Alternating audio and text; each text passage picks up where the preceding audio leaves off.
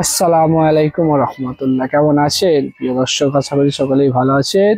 আপনার মেয়ে আপনাকে জান্নাতেও নিয়ে যেতে পারে, আবার আপনার মেয়ে আপনাকে জাহান্নামেও ঢোকাতে পারে। কিভাবে? বুঝতেই পেরেছি। আপনার মেয়ে আপনাকে জান্নাতেও নিয়ে যেতে পারে, আবার জাহান্নামেও ঢোকাতে পারে। কিভাবে ঢোকাবে? চলুন পিরজাদা আব্বাস সিদ্দিকী ভাইজান কি বলছে, কিভাবে আপনাকে জাহান্নামে নিয়ে যাবে, আবার জান্নাতেও নিয়ে যেতে পারে। আপনার প্রিয় মেয়ে, আপনার প্রিয় কন্যা। শুনুন ভাইজান কি বলছে, তারপরে বিস্তারিত আলোচনায় আসছি। আজকের দিনে 100টা বাপ যদি 100-র মধ্যে 95টা বাপ যদি জাহান্নামে যায়, ওর জন্য কন্যা সন্তানের জন্য যাবে, পুত্র সন্তানের জন্য নয়। এমন মুখ দেখিয়ে ফেসবুকে ছাড়ছে, কত সুন্দর মুখটাকে বাংলার পাঠ করে ফেলেছে। কালচার ওই প্রতিবেশী কেউ একটা ছেড়েছে আমায় ফটো সারা জীবনের মতো রয়ে গেল। ওই ফটোকে দেখে যতজন, একদিন তুমি মারাও যাবে, বয়সে মরে গেছো কিন্তু তোমার সেই হালকা বয়সের ফটো রয়ে গেছে।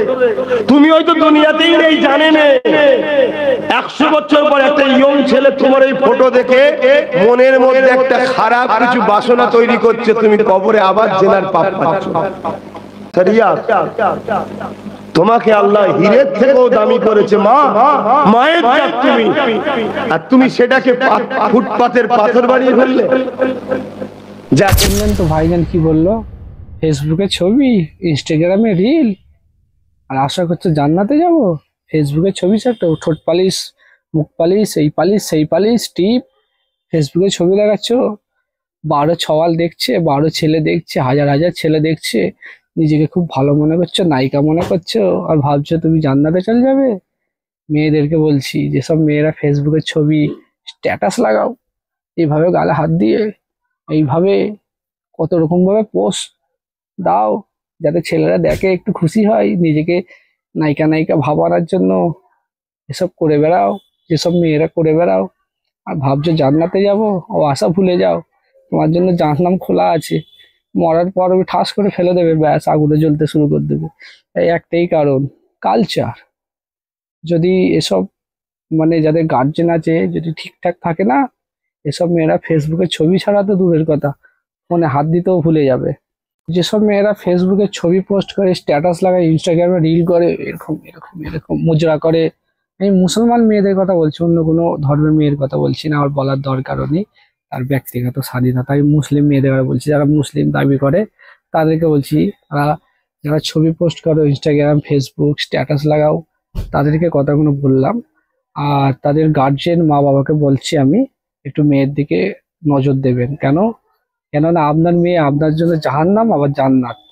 বুঝতে পেরে হাতে ফোন কিনে দিয়েছেন, দেখবেন ইনস্টাগ্রামে ফেসবুকে ছবি পোস্ট করছে, এই ছবিটা রয়ে যাবে, হাজারো লোক দেখবে, আপনি যদি মরেও যান শুয়ে শুয়ে সওয়াব পাবেন। কি সওয়াব পাবেন বুঝতে পারছেন তো? আজাব হবে, আজাব। সওয়াব নয়, আজাব। এইটাই ভাইজান বললো, মুসলমান মেয়েদের বিষয়ে বললো। কেন করবেন ভাই? তোমরা মেয়ের জাত, তোমরা যে সোনা হিরে, তোমরা সবসময় ঢাকা থাকবে। সোনা হিরে এসব কখনো খোলা ময়দানে থাকে? সেইটাই বললাম, কিছু খারাপ মনে নেবেন না।